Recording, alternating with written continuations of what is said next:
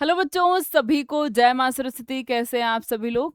तो जैसा कि आप लोग जानते हैं, बिहार बीएससी नर्सिंग यानी कि बीसीसी 2026 का रिजल्ट आने के बाद अब काउंसलिंग का अनाउंसमेंट हो चुका है। 19 जुलाई से आपकी काउंसलिंग स्टार्ट होने वाली है। और अब हम बात करते हैं सीट मैट्रिक्स की कि जारी हो गई है 2026 की बिहार के द्वारा सीट मैट्रिक्स बीसीसी ने जारी कर दी है। अब इसमें क्या चेंजेस हुए हैं, कितनी सीट बढ़ी है, कितनी सीट घटी है, इसकी हम बात करते हैं। कट ऑफ क्या हो सकती है सीट के अकॉर्डिंग, वो भी जानेंगे हम। ठीक है, तो सबसे बड़ी बात है बीसीसी 2026 या बीसीसी आप सर्च करेंगे तो आपको ये ओपन दिख जाएगा, ऐसा ही मिलेगा आपको। ठीक है, और यहाँ पर आप जा सकते हैं, डाउनलोड सेक्शन में जाएंगे तो सीट मैट्रिक्स आपको दिख रहा होगा बड़ा बड़ा। ठीक है ना? आपको नहीं दिख रहा है तो ध्यान से देखिए, seat matrix PCM, PCB, PCMB. ठीक है, अब इस सीट मैट्रिक्स को अगर हम देखें, इस पे क्लिक करें तो ये पीडीएफ आपका ओपन हो जाता है।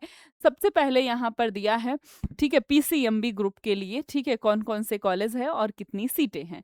हमें बात करना है बीसीसी 2026 बिहार बीएससी नर्सिंग के बारे में। तो अब आते हैं तो यहाँ पर आपको पीसीएमबी का ही दिखाई दे रहा है। यहाँ पर पीसीबी बायोलॉजी के लिए दिख गया है सेशन, बीएससी नर्सिंग 2026-27 का सेशन दिख रहा है। और यहाँ पर एनएमसीएच पटना में आप देख सकते हैं 60 सीट है। यहाँ पर नर्सिंग कॉलेज डीएमसीएच दरभंगा में आप देखिए तो 60 सीट है। आप देखिए यहाँ पर जो है भागलपुर में देखेंगे तो भी 60 सीट है। आप बीएससी नर्सिंग कॉलेज एएनएमएमसीएच गया में देखिए तो वहाँ पर भी 60 सीट है। और आप देखिए एसकेएमसीएच मुजफ्फरपुर का जो कॉलेज है वहाँ भी 60 सीट है। अगर आप देखेंगे पावापुरी नालंदा का जो कॉलेज है वहाँ भी 60 सीट है। बीएससी नर्सिंग जीएमसीएच बैठी का जो कॉलेज है वहाँ भी जो है 60 सीट है। और जो है जीएमसीएच पुरनिया का जो है वहाँ भी 60 सीट है।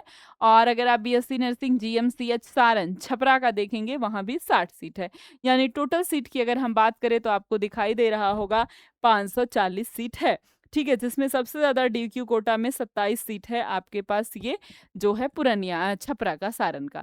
ठीक है, यानी कि जितनी भी सीट 2025 में थी, जो भी नए कॉलेज ओपन होने वाले थे बिहार के द्वारा, वो नहीं ओपन हुए हैं। और 540 की 540 सीट 2025 की तरह इस बार भी 2026 में भी बनी रही है। ठीक है, यानी कि कॉलेज, नए कॉलेज नहीं जुड़े हैं। और ये फिजियोथेरेपी का है, और इससे तो हमें कुछ खास मतलब नहीं। और यही है आपके कॉलेज, ठीक है ना? यही है।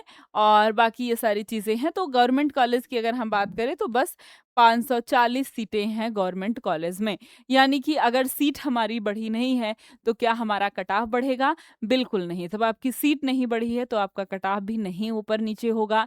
आपका जो भी 1000 या 1100 आपकी रैंक है उसके अकॉर्डिंग अगर हम देखें तो 540 सीट जो है अनरिजर्व कैटेगरी की वो भर जाएगी। और उसके ही अकॉर्डिंग आप बाकी सारे को कैटेगरीज का भी अंदाज़ा लगा सकते हैं। ठीक है, जैसे आपका जो है ओबीसी कैटेगरी है तो थोड़ी सी उसकी हाई रैंक जाएगी और कोटा में तो कम रैंक जाएगी।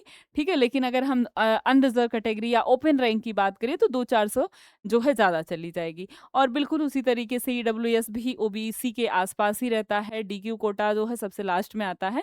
ठीक है, उसकी थोड़ा सा ज़्यादा रैंक जाती है ओपन रैंक में देखे जाए तो बिल्कुल अगले वीडियो में हम जो है कैटेगरी वाइज कट ऑफ की डिटेल एनालिसिस करने वाले हैं।